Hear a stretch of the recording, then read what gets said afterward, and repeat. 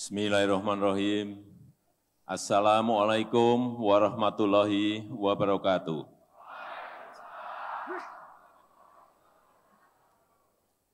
Selamat sore, salam sejahtera bagi kita semuanya. Shalom, Om Swastiastu, Namo Buddhaya, salam kebajikan. Yang saya hormati Menteri Hukum dan HAM yang hadir di sore hari ini dan para menteri yang hadir. Yang saya hormati Ketua Badan Pengawas Pemilihan Umum, Bapak Rahmat Bagja, beserta pimpinan dan anggota Bawaslu RI,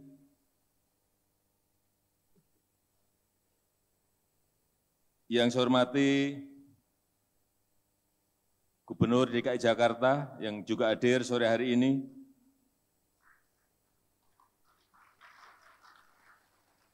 yang saya hormati Ketua KPU beserta seluruh pimpinan KPU yang hadir,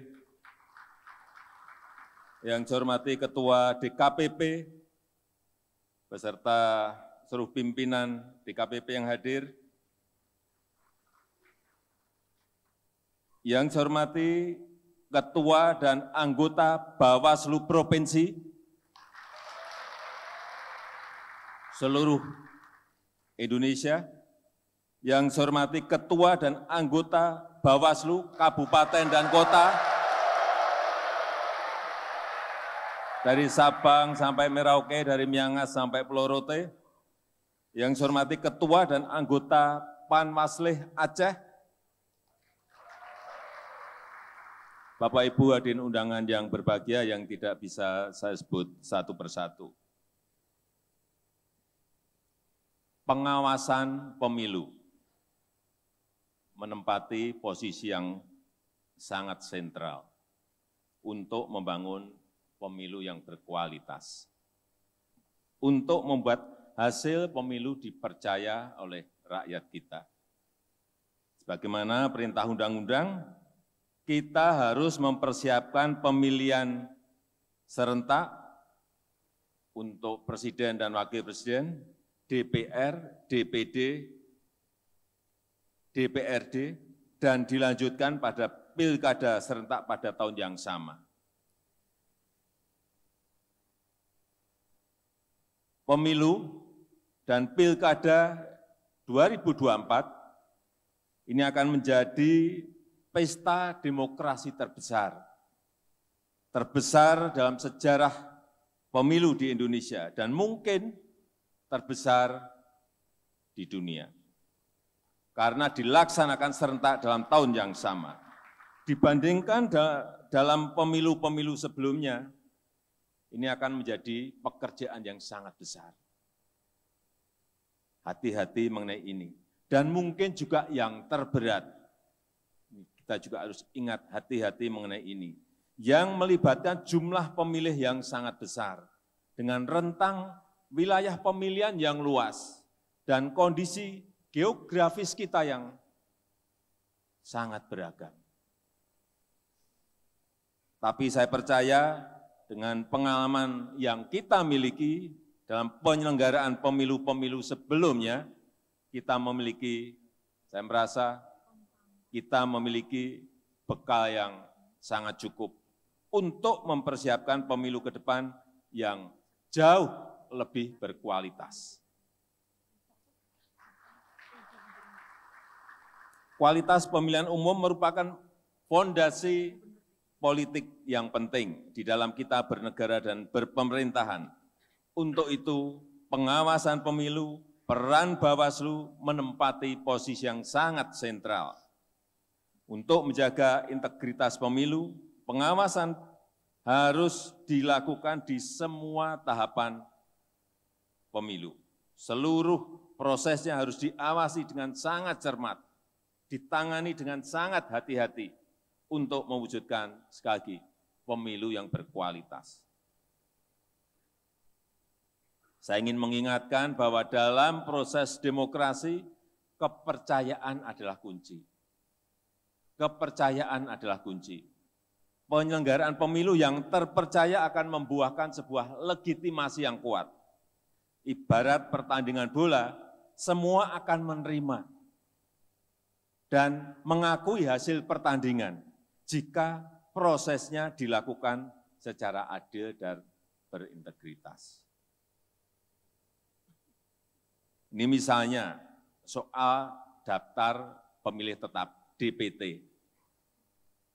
Tiap pemilu, selalu menjadi polemik. Selalu menjadi bahan untuk menuding ada kecurangan. DPT ini selalu diulang-ulang. Oleh sebab itu saya berharap Bawaslu benar-benar bekerja keras untuk mengawasi proses penyusunan DPT ini.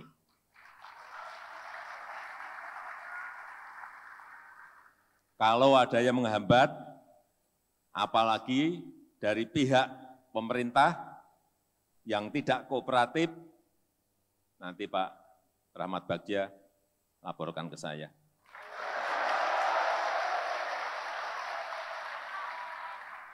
Karena urusan DPT ini sangat krusial. Dari tahun ke tahun selalu ini terus yang menjadi bahan. Dan sangat mempengaruhi trust, mempengaruhi kepercayaan masyarakat kita. Padahal yang namanya data itu, kita ini paling lemah di urusan data. Karena memang geografis kita rentangnya sangat panjang dan sangat beragam. Untuk itu, sekali lagi Bawaslu harus selalu hadir untuk memastikan proses pemilu yang bebas dan rahasia, serta jujur dan adil. Pada kesempatan yang baik ini, saya ingin menekankan beberapa hal. Yang pertama, petakan segera potensi masalah dan kemungkinannya terjadinya pelanggaran. Harus dipetakan. Pusat memetakan, provinsi memetakan, Bawaslu di kabupaten kota memetakan, Bawaslu di kecamatan memetakan, semuanya akan lebih memudahkan. Perhatikan satu persatu setiap kemungkinan, jangan ada yang terlewat. Lakukan perencanaan yang matang. Siapkan langkah pencegahan, siapkan langkah-langkah mitigasi, siapkan langkah-langkah antisipasi. Jangan sampai ada kejadian kita baru puntang-panting. Yang kedua, fokus pada upaya-upaya pencegahan. Jangan hanya bekerja saat terjadi pelanggaran. Tidak diam atau pasif menunggu pengaduan, tetapi sejak dini mencegah terjadinya gesekan yang bisa menimbulkan benturan-benturan sosial. Gesekan sekecil apapun, segera selesaikan. Saat itu juga, jangan tunggu membesar. Bawaslu ini hati-hati loh, Bawaslu ini sangat kuat.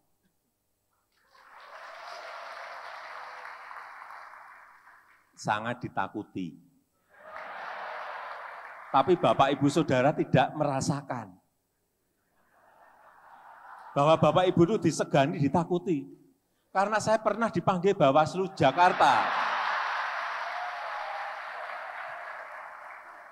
Saya nggak ngerti kesalahan apa dipanggil. Sebelum saya datang ke Bawaslu, saya betul-betul sangat grogi betul saat itu. Artinya Bapak Ibu semua ini ditakuti, disegani.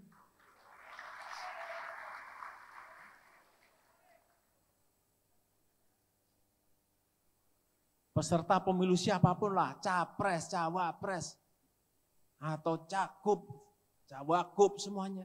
Kalau Bapak Ibu panggil itu, percaya saya, grogi.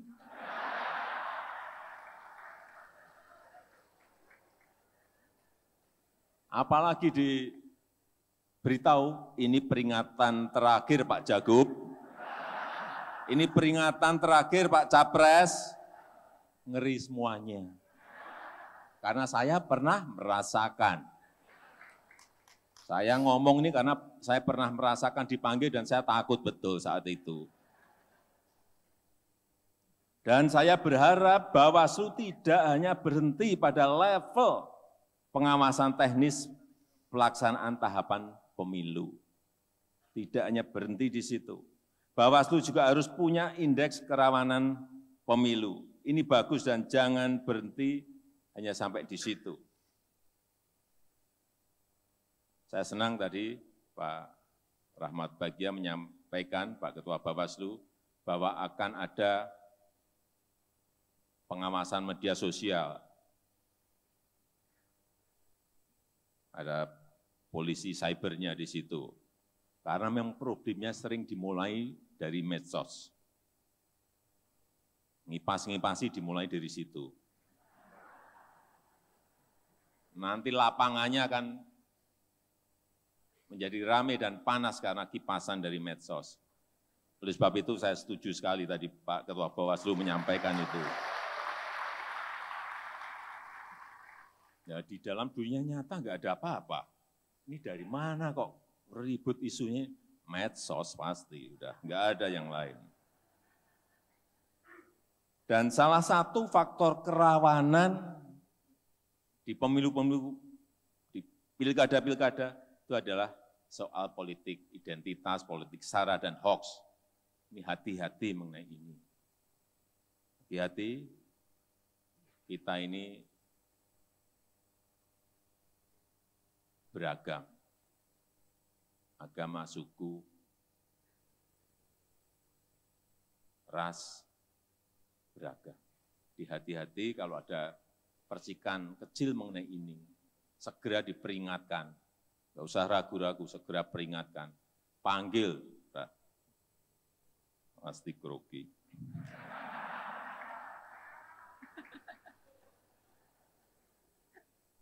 Bawaslu dan KPU bisa membuat aturan yang jelas, yang rinci, dan efektif. Ini mumpung Pak Ketua KPU juga di sini. Nah, harus membuat aturan yang rinci, yang jelas, dan efektif.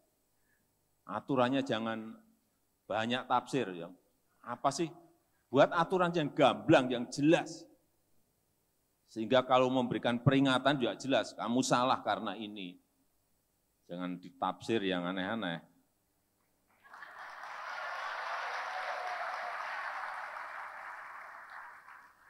Jika gedoknya itu jelas. Ini salah, dok. Udah.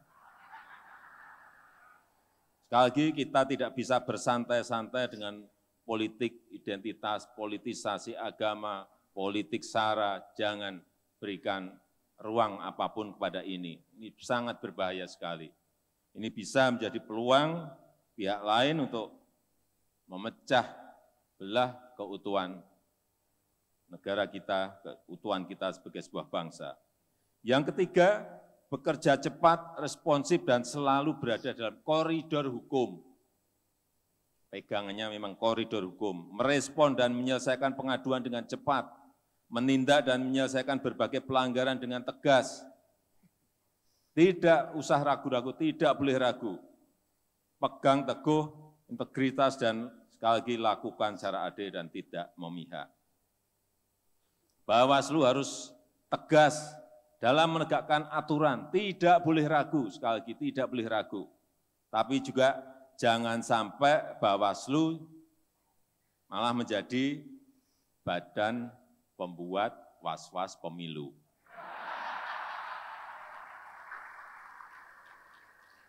Begitu tadi saya beritahu Bapak itu ditakuti dan disegani loh. Jangan terus menjadi badan pembuat was-was pemilu. Yang membuat was-was masyarakat untuk memilih peserta pemilu untuk bersosialisasi. Artinya apa? Hingar-bingar pemilu tetap harus terasa sebagai bagian dalam kita berdemokrasi. Ini penting sekali. Harus hingar-bingar. Harus hingar-bingar pemilunya, jangan sampai kita mengadakan pemilu senyap. Kelihatan nggak ada apa-apa, ya nggak benar juga. Kuncinya, menurut saya, kuncinya aturan main harus jelas dan disosialisasikan.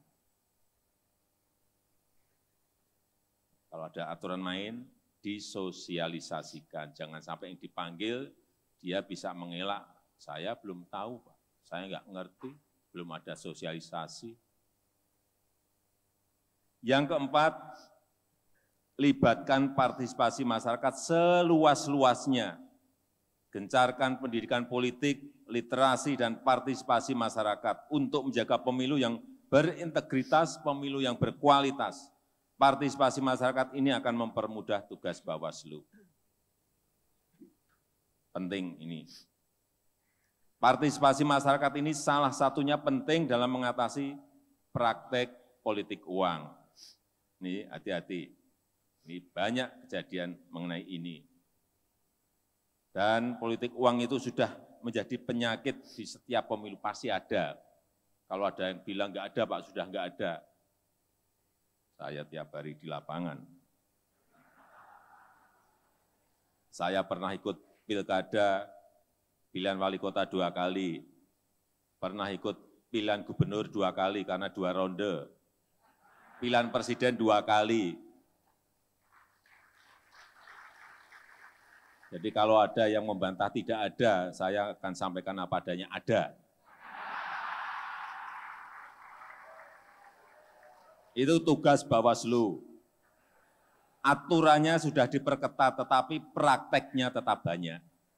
Tetap ada. Yang terkena sanksi juga sedikit, ini ada gap. Libatkan masyarakat untuk memperkecil peluang terjadinya politik uang. Karena jika ini dibiarkan berlama-lama, ini akan merusak demokrasi kita, demokrasi Indonesia. Saya rasa itu yang ingin saya sampaikan dalam kesempatan yang baik ini, dan dengan mengucap Bismillahirrahmanirrahim, pada sore hari ini secara resmi saya buka konsolidasi nasional Badan Pengawas Pemilu, Badan Pengawas Pemilu Provinsi, dan Badan Pengawas Pemilu Kabupaten Kota tahun 2022. Terima kasih. Wassalamualaikum warahmatullahi wabarakatuh. Selanjutnya kami mengundang Ketua Bawaslu, Ketua KPU, dan Menteri Hukum dan HAM, serta PJ Gubernur DKI Jakarta untuk mendampingi Presiden Republik Indonesia melaksanakan pemukulan gong.